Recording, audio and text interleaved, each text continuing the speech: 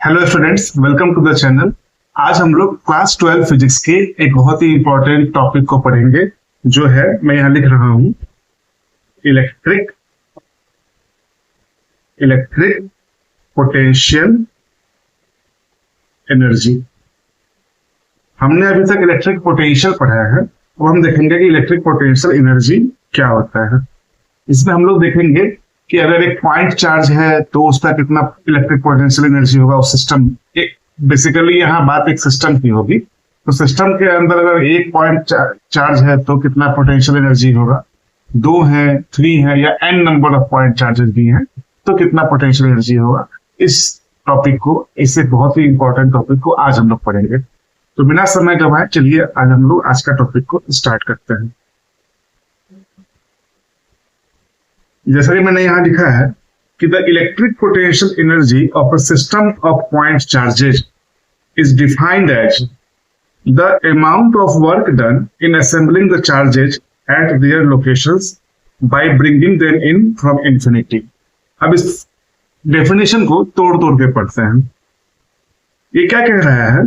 सबसे पहले जब हम इलेक्ट्रिक पोटेंशियल एनर्जी की बात करेंगे तो एक सिस्टम ऑफ पॉइंट चार्जेस की बात होगी। एक सिस्टम कोई होगा जिसमें पॉइंट चार्जेस है, या आगे करके देखेंगे कि चार्जेस भी है, चार्जेस का एक कॉम्बिनेशन भी है।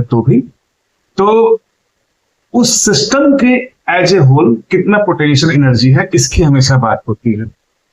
तो इसको कैसे डिफाइन किया जाएगा कि जो पॉइंट चार्जेस है जिन्होंने मिलकर एक सिस्टम को बनाया है, इनिशियली एज्यूम करेंगे कि वो कहीं पे भी हैं, infinitely far away from each other, they are all infinitely far away from each other. अब धीरे धीरे करके हम सिस्टम को बिल्ड करेंगे। पहला पॉइंट चार्ज किसी एक पोजीशन पर लाके रखेंगे, उसके बाद दूसरे पॉइंट चार्ज को इनफाइनाइटली फार अवे डिस्टेंस से उसको एक सर्टेन पोजीशन पर लाके रखेंगे, फिर तीसरे पॉइंट चार्ज को, फिर चौथे पॉइंट चार्ज को, ऐसे करते करते हम एक पूरा सिस्टम तैयार करेंगे। इस सिस्टम को तैयार करने में जितनी भी एनर्जी लगेगी उसको हम लोग बोलेंगे सिस्टम का इलेक्ट्रिक पोटेंशियल, जितना भी वर्क डन होगा, है ना। क्योंकि वर्क डन क्यों होगा कि पहले तो कोई चार्ज था नहीं सिस्टम में, अब पहला पॉइंट चार्ज जैसे ही हमने डाला उसके अराउंड इलेक्ट्रिक फील्ड क्रिएट हुआ। दूसरे पॉइंट चार्ज को जैसे ही हम लाएंगे तो कोई ना कोई अमाउंट ऑफ वर्क डन करना पड़ेगा, ठीक है। तो इसी प्रकार से तो तीसरा चार्ज लेके आएंगे तो अब सिस्टम में 2 चार्ज पहले से हैं, इन दोनों का एक कंबाइंड इलेक्ट्रिक फील्ड होगा, जो जिसके अगेंस्ट तीसरे चार्ज को जब हम लेकर के आ रहे हैं इनफाइनाइटली फार अवे डिस्टेंस से, तो कोई ना कोई वर्क डन होगा। तो total work done in assembling a system, the system of point charges is known as the electric potential energy of the system of point charges, ठीक है। अब देखते हैं पहले कि एक पॉइंट चार्ज होगा तो क्या होता है। मैंने लिखा है let there be a point charge Q1 at point P1। कोई भी पॉइंट चार्ज है, जैसे यहाँ ड्रॉ भी किया हुआ है पॉइंट P1 पे, ये पॉइंट P1 है, यहाँ पे पॉइंट चार्ज Q1 है। अब मैंने लिखा है कि there will be no work done in bringing this charge at P1 because there is no electric field against which the work has to be done। देखिए सिस्टम में पहले तो कोई चार्ज था ही नहीं, तो एक पॉइंट चार्ज को जो Q1 पॉइंट चार्ज है उसको पॉइंट P1 पे लाने के लिए इसको कोई भी इलेक्ट्रिक एनर्जी के अगेंस्ट वर्क नहीं करना पड़ा। इसलिए इस प्रोसेस में जब हम सिर्फ पहला पॉइंट चार्ज लाके सिस्टम के अंदर रख रहे हैं तो वर्क डन जो होगा वो 0 होगा, W1 = 0। अब देखिए 2 पॉइंट चार्जेस होंगे तो क्या होगा। अब पहला चार्ज तो यहाँ आ गया P1 पे, तो ये अपने सराउंडिंग में इलेक्ट्रिक फील्ड क्रिएट करेगा, इंड्यूस करेगा, है ना। तो अब देखिए now another point charge Q2 is brought to a point P2 from infinity. अब कोई दूसरा पॉइंट चार्ज है, वो इनफाइनाइट, मान लीजिए ये बहुत दूर है कोई, ठीक है, यहां से इसको यहां तक लेकर के आ रहे हैं। अब ये मान लीजिए पॉइंट P2, यहाँ पे हम Q2, पहले Q2 यहाँ पे था जो P1 से काफी फार अवे डिस्टेंस पे था, अब लेकिन P2 को हम यहाँ पे लेकर के आए हैं जिसका कुछ डिस्टेंस होगा P1 से।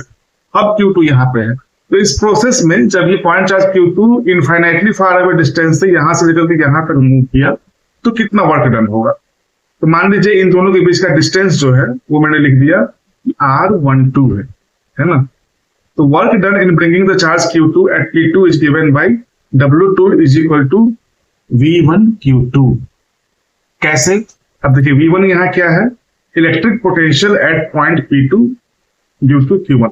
देखिए जब हम पहले पॉइंट चार्ज को हम यहाँ लेकर के आए थे, उसके बाद इसने एक इलेक्ट्रिक फील्ड क्रिएट किया था, उसके कारण यहाँ पे इस जगह पे कोई इलेक्ट्रिक पोटेंशियल होगा। आप याद कीजिए हम लोगों ने क्या पढ़ा था कि इलेक्ट्रिक पोटेंशियल को कैसे डिफाइन किया था हमने किसी पॉइंट पे, कि वहां उस पॉइंट पे इलेक्ट्रिक पोटेंशियल उतना होगा जितना अगर हम कोई टेस्ट चार्ज को इनफाइनाइटली फार अवे डिस्टेंस से लेकर के आ रहे हैं तो उस पर कितना वर्क डन होगा। जैसे कि देखिए ये पॉइंट P2 है, यहाँ पे एक चार्ज Q2 को हम लेके आ रहे हैं इनफाइनाइटली फार अवे डिस्टेंस से, यहाँ लेके आ रहे हैं, तो इस प्रोसेस में कितना वर्क डन होगा divided by the charge Q2 will be the potential at this point, electric potential at this point. तो वही मैंने यहाँ लिखा है कि इलेक्ट्रिक पोटेंशियल कितना होगा W by Q। तो यहाँ सारी चीजें क्या है, W1 is the electric potential at point P2 due to Q1। अब इस पॉइंट P2 पे इलेक्ट्रिक पोटेंशियल किसके कारण होगा, एक ही चार्ज था पहले सिस्टम में P1, उसी के सॉरी Q1 उसी के कारण होगा, है ना। तो Q1 के कारण पॉइंट P2 पे कितना पोटेंशियल है वो V1, ठीक है। और W2 है वर्क डन, जो Q2 को लेकर के आने में खर्च हुआ है, वर्क किया गया है, और Q2 तो चार्ज ही हो गया। तो इसी रिलेशन से हमें यहाँ पे ये मिल गया कि वर्क डन W1 तो पहले हम देख चुके हैं कि 0 है, W2 V1 Q2 है। अब आप जानते हैं कि electric potential due to a point charge at a given point is given by 1/4 pi epsilon naught into the charge itself divided by the distance from the charge to the point at which the electric potential is being calculated। तो यहाँ P1 पे charge है Q1, हमें P2 पे चाहिए कितना potential होगा V1, है ना। ये डिस्टेंस जो है वो R12 है, तो यहाँ पे पोटेंशियल कितना होगा V1 is equal to 1/4 pi epsilon naught Q1 by R12। वही बात मैंने यहाँ लिखी है। तो यहाँ पोटेंशियल मिल गया, तो वर्क डन कितना होगा V1 इंटू Q2, तो वर्क डन W2 हो गया 1/4 pi, ये तो इतना चीज तो V1 ही है, multiplied by Q2 1/4 pi epsilon naught Q1 Q2 by R1। ये वर्क डन हो गया दो जब चार्जेस आए तो, है ना। So the total work done in assembling the point charge Q1 at P1 and the point charge Q2 at P2 is given by total work done कितना होगा। पहला चार्ज हम लेकर के आए तो वर्क डन W1 था जो कि 0 ही था, दूसरा चार्ज जब लेकर के आए तो अब एक इलेक्ट्रिक पोटेंशियल के अगेंस्ट से काम करना पड़ रहा है, वर्क करना, मूवमेंट करना पड़ रहा है, तो उसके कारण कोई ना कोई वर्क डन होगा, है ना। तो वो W2 हो गया, 0 प्लस दिस क्वांटिटी, तो ये टोटल। अब यही चीज तो होती है सिस्टम की इलेक्ट्रिक पोटेंशियल एनर्जी। ऐसे तो हमने डिफाइन किया है शुरुआत में कि दो पॉइंट चार्जेस, इस केस में 2 पॉइंट चार्जेस हैं, उन दोनों पॉइंट चार्जेस को अपने अपने रिस्पेक्टिव पॉइंट पे इनफाइनाइटली फार अवे डिस्टेंस से लाने में कितना टोटल वर्क डन होगा, वही इलेक्ट्रिक पोटेंशियल एनर्जी है।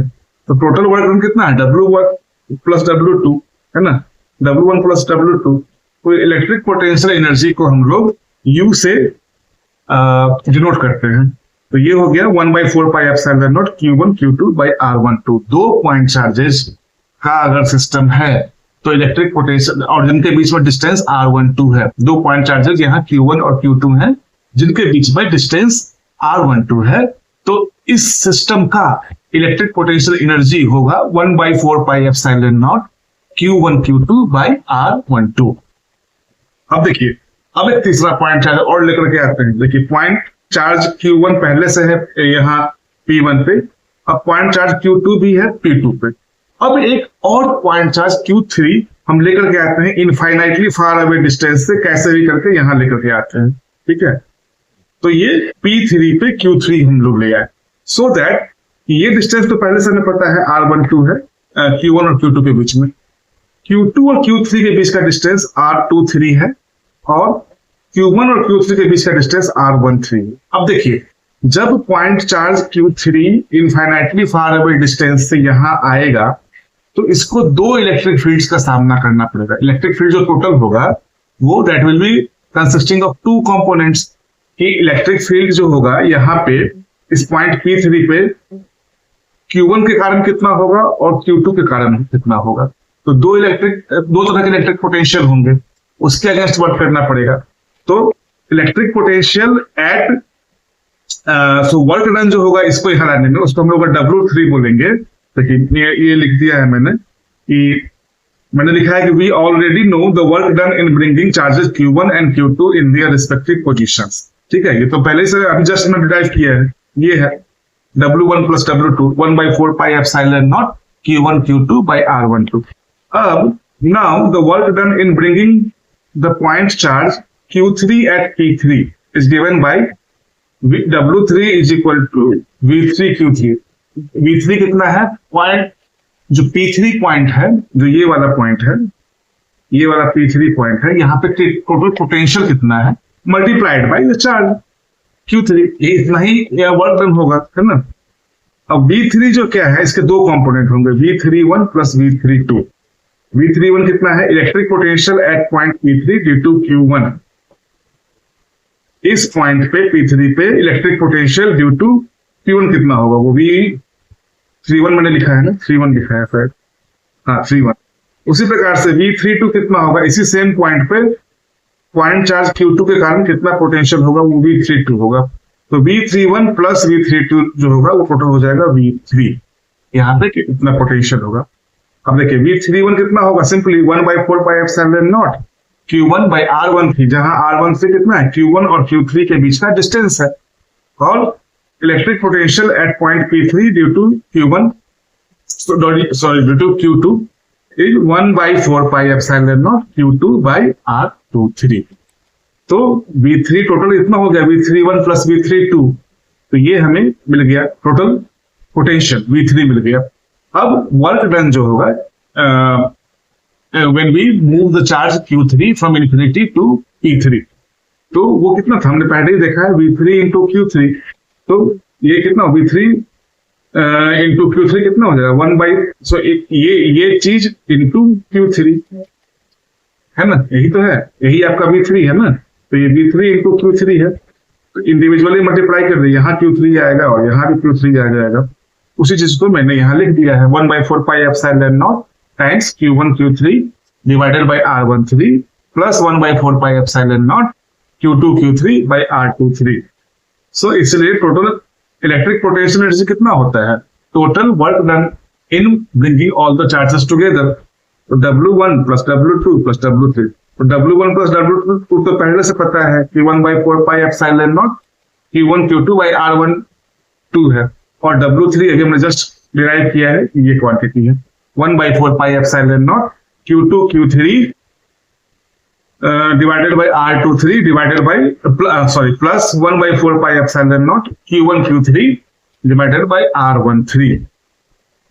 इस चीज को अगर आप लिखना चाहें तो इस शॉर्ट हैंड नोटेशन में लिख सकते हैं, या तो आप इतना लिख के ही छोड़ सकते हैं, लेकिन ऐसे भी लिख सकते हैं। अब देखिए इस नोटेशन का क्या मतलब है कि हमने देखिए 1/4 पाई एप्सिलॉन नॉट तो कॉमन ही नहीं आ जाएगा यहाँ पे, है ना। 1/4 पाई एप्सिलॉन नॉट सभी में है, ये कॉमन आ जाएगा। बचेगा हमारा क्या? इस तरह की क्वांटिटीज, दो चार्जेस इन पेयर्स, उनका प्रोडक्ट डिवाइडेड बाय उनका डिस्टेंस, इस तरह की क्वांटिटी बचेगी। तो वो हमने उनका सम है, तो QI QJ बाई RIJ, है ना, ये दो चार्ज लिए हैं। अब देखिए हमने क्या लिए हैं? Summation I is equal to 1 2 3, तीन चार्जेस हैं इसलिए I इज इक्वल टू 1 2 3। और जब मान लीजिए हमने I को 1 फिक्स कर दिया तो J अब 2 होगा और 3 होगा, क्योंकि I not equal to J है। इस तरह के टर्म को समझने के लिए फिर से मैं बोल रहा हूं, ध्यान दीजिए। ये समेशन ऐसे लिखा गया है कि summation of I is equal to 1 2 3 and summation of J is equal to 1 2 3 of this quantity, है ना। तो इसको कैसे रीड करना है? अगर इसको हम एक्सपैंड करेंगे इस समेशन को, तो कैसे करेंगे? अभी 1/4 पाई एप्सिलॉन हम लोग रहने देते हैं। मान लीजिए हमें बस इस टर्म को अगर एक्सपैंड करना है तो हम कैसे करेंगे? I इज इक्वल टू 1 पहले ले लीजिए, है ना। तो ये हो गया Q1। जब हमने I इज इक्वल टू 1 लिया तो J इज इक्वल टू 1 नहीं ले सकते हैं, क्योंकि I is not equal to J रखना है। तो J अगला क्या वैल्यू होगा 2, तो Q1 Q2 और Rij की जगह R12 प्लस, अभी I को 1 ही रखिए जब तक कि पूरा 3 तक का सम ना हो जाए। तो I को 1 रखा अभी हमने, प्लस Q1 और J की जगह हमने 3 रख दिया। 2 तो हम यहां ले चुके हैं, तो 3, सो Q3 R13 प्लस, अब I इज इक्वल टू 1 वाला तो एग्जॉस्ट हो गया, अब I इज इक्वल टू 2 लेते हैं, तो Q2 है ना। जब Q2 है तो यहाँ J को I इज इक्वल टू 2 है तो J को 1 ले सकते हैं, तो Q2 Q1 by R21 plus again Q2 रखेंगे। Q2 अगर I यहाँ पे 2 है तो J 2 नहीं हो सकता है, तो J की अगली वैल्यू कितनी होगी 3, तो Q2 Q3 बाई R23। अब I की वैल्यू हमने 1 रख के देख लिया, I की वैल्यू 2 रख के देख लिया, अब I की वैल्यू 3 रखेंगे, तो प्लस Q3। अब जब I की वैल्यू 3 है तो J की वैल्यू 1 और 2 हो सकती है, तो Q3 Q1 by R31 plus Q3 Q2 by R32, ये सम टोटल आएगा। अब ये सम की क्या चीज दिखा रहा है, electric potential energy 3 point charges का, जो कि ये क्वांटिटी अभी हमने जस्ट डिराइव किया है। लेकिन अगर आप इसको सम करेंगे तो सारी क्वांटिटी 2 बार आएगी। जैसे देखिए Q1 Q2 बाई R12 यहाँ 2 बार आ रहा है ना। उसी प्रकार से Q1 Q3 बाई R13 ये भी यहाँ 2 बार आ रहा है, और Q2 Q3 बाई R23 ये भी 2 बार आ रहा है। जबकि यहाँ पे ओरिजिनल डेरिवेशन में एक बार ही है ये सारे टर्म्स, तो इसीलिए यहाँ पे हाफ का एक फैक्टर लगा दिया गया है ताकि वो कैंसिल आउट हो जाए आपका 2 बार जो आ रहा है। तो इस तरह के डबल सम को हम लोग पढ़ते हैं। ये डबल सम लिखने का क्या इंपॉर्टेंस है, मान लीजिए सिस्टम में n पॉइंट चार्जेस हैं, मतलब 100 पॉइंट चार्जेस हैं, तब आप कैसे लिखेंगे? तब तो आप इस तरह से एक्सपेंड नहीं करते जा सकते, क्योंकि बहुत ही बड़ा एक्सप्रेशन हो जाएगा, फिर कैसे लिखेंगे आप? इसीलिए इस तरह का शॉर्ट हैंड नोटेशन काम आता है। आई होप कि 3 पॉइंट चार्जर के केस में जो आपको समझ में आया है, तो आपको n पॉइंट चार्जर के केस में भी समझ में आ जाएगा कि अगर पूछा, जैसे फॉर एग्जांपल मान लिया जाए कि 4 पॉइंट चार्जेस हैं तो कितना इलेक्ट्रिक पोटेंशियल एनर्जी होगा, वो आप इस तरह के एक्सप्रेशन से फाइंड आउट कर सकते हैं कि मतलब half into 1/4 pi epsilon naught तो कॉमन ही हो गया, और डबल सम है I is equal to 1 to n and summation J is equal to 1 to n। ये 2 समय है, और किसके ऊपर, ये किस पैरामीटर के ऊपर में सम हो रहा है, वो है Qij बाई Rij। ठीक है, चार्जेस का, पॉइंट चार्जेस का पेयर और उनके बीच का डिस्टेंस, इन दोनों को हम लोग डिवाइड कर देंगे। सो एक्चुअली यहाँ पे QiQj होगा, मैंने ठीक से नहीं लिखा है, ये क्वांटिटी जो होगी ये QiQj, जैसे देखिए यहाँ पे QiQj है। ठीक है, तो एक जैसे देखिए कुछ प्रॉपर्टी होती है इलेक्ट्रिक पोटेंशियल एनर्जी की। Electric potential energy of a system of point charges does not depend on the path taken to assemble the point charges to their respective positions. अब पॉइंट चार्ज यहाँ पे Q1 है और Q2 को लेकर के आ रहे हैं इन्फिनिटी, तो कैसे भी लेकर के आए, एज लॉन्ग एज इसी पॉइंट पे ला रहे हैं जहां से लाना था, तो वर्क डन पे अंतर नहीं पड़ता है, ये पाथ डिपेंडेंट है। ठीक है ना, कोई अंतर नहीं पड़ता है किसी भी तरह से। यहाँ था, इसको इस पाथ से लेके आए, स्ट्रेट लाइन में लेकर के आए, ऐसे ऐसे घुमा के कैसे भी लेकर के आए, कुछ भी करें, पाथ पे डिपेंडेंट नहीं है कितना वर्क डन होगा। जब तक कि इनिशियल पोजीशन और फाइनल पोजीशन सेम है तो वर्क डन जो है उस पे पाथ पे डिपेंड नहीं करता है। ये एक इंपॉर्टेंट प्रॉपर्टी है ना, उसको आप लोग ध्यान रखिए। चलिए क्वेश्चन फटाफट देख लेते हैं। यहाँ कहता है कि 3 charges minus Q plus Q and minus Q, जहां की ये प्लस क्यू वाला जो क्यू है कैपिटल क्यू है, are placed at equal distances on a straight line. ठीक है, if the potential energy of the system 3 charges is 0, okay, what is the ratio Q by Q to Q? Okay, तो पहले दिए गए information को हम लोग यहाँ पे लिख लेते हैं। 3 चार्जेज हैं, माइनस क्यू, प्लस क्यू और माइनस क्यू, जो कि इक्वल डिस्टेंसेज पे हैं एक स्ट्रेट लाइन पे। तो देखिए मैंने एक स्ट्रेट लाइन यहाँ ड्रॉ किया और इक्वल डिस्टेंसेज पे यहाँ माइनस क्यू है, यहाँ कैपिटल क्यू है और यहाँ फिर से माइनस क्यू छोटा वाला। ये कैपिटल क्यू जो है प्लस चार्ज है।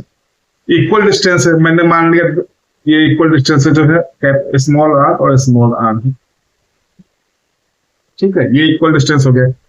तो इस कॉन्फ़िगरेशन में दोनों जो नेगेटिव पॉइंट चार्जेस है उनके बीच का डिस्टेंस 2r हो जाएगा, ठीक है। ये इंफॉर्मेशन हमने डिड्यूस कर लिया दिए गए इंफॉर्मेशन से। अब क्या कह रहा है कि if the potential energy of the system of 3 charges is 0, 3 point charges हैं इस सिस्टम का, कोई ना कोई पोटेंशियल एनर्जी होगा, वो 0 है, तो हमें capital Q by small Q का रेशियो निकालना है। तो इलेक्ट्रिक पोटेंशियल एनर्जी पहले निकाल देते हैं। अब 3 पॉइंट चार्जेस हैं तो इलेक्ट्रिक पोटेंशियल एनर्जी क्या होगा, देखिए 1/4πε0 माइनस क्यू बाई आर। इन दोनों के कारण, ये दोनों जब आया, इन दोनों के बीच का डिस्टेंस स्मॉल आर है तो ये आर मैंने यहां लिख दिया और दोनों पॉइंट चार्जेस का प्रोडक्ट ये हो गया। अब है जब तीसरा चार्ज ये माइनस छोटा वाला माइनस क्यू अगला वाला जो आया तो क्या होगा, तो इस छोटे वाले माइनस क्यू के कारण कितना होगा, दोनों का डिस्टेंस 2r है, तो इसको करेंगे 1/4πε0 दोनों पॉइंट चार्जेस का product minus Q into minus Q divided by दोनों का डिस्टेंस है 2r और प्लस अब इस वाले के कारण कितना होगा, यहाँ डिस्टेंस r है तो 1/4πε0 Q into minus Q by ये डिस्टेंस भी तो r ही है, तो ये r हो गई और ये चीज जो है 0 के बराबर है ना। तो इसको भी मैं ऐसे लिख देता हूं ताकि कंफ्यूजन न रहे, ठीक है। तो टोटल करिए कितना होगा, इज इक्वल टू 1/4πε0, ये माइनस यहाँ कर देता हूं, या फिर कॉमन भी ले सकते हैं, है ना। मैं यहाँ कॉमन ही ले रहा हूँ, 1/4πε0 को तीनों टर्म में कॉमन ले रहा हूँ। तो पहला टर्म हो जाएगा माइनस दिस थिंग प्लस ये वाला टर्म कितना हो जाएगा, स्मॉल क्यू का स्क्वायर बाई 2r प्लस ये टर्म कितना हो जाएगा माइनस ये, ठीक है, इज इक्वल टू 0। तो दोनों साइड आप 4πε0 से मल्टीप्लाई कर देंगे तो आपको क्या हो जाएगा, दैट इंप्लाइज दोनों साइड अगर 4πε0 से मल्टीप्लाई करेंगे तो आपको फाइनली मिल जाएगा minus this thing plus q square by 2r minus is equal to 0। ये हो गया, ठीक है। इसको आगे हम लोग अगर सिंप्लीफाई करेंगे तो हमें मिलेगा q square by 2r equal to 2q by r, है ना। तो दोनों साइड हम लोग r बाई क्यू से मल्टीप्लाई कर देंगे। देखिए इधर भी हमने r बाई क्यू से मल्टीप्लाई किया और इधर भी r बाई क्यू से मल्टीप्लाई किया, तो ये r कैंसिल हो गया, ये q एक q कैंसिल हो गया, यहाँ भी r कैंसिल हो गया, ये q कैंसिल हो गया। तो हमें क्या मिला, q is equal to q by 2 is equal to 2q, ये मिला। हमें पता क्या करना है, capital Q by small q, okay. So therefore capital Q by small q कितना हो जाएगा 1/4। तो therefore the ratio capital Q is to small q is equal to 1:4। ये आपका आंसर यहाँ पे हो गया।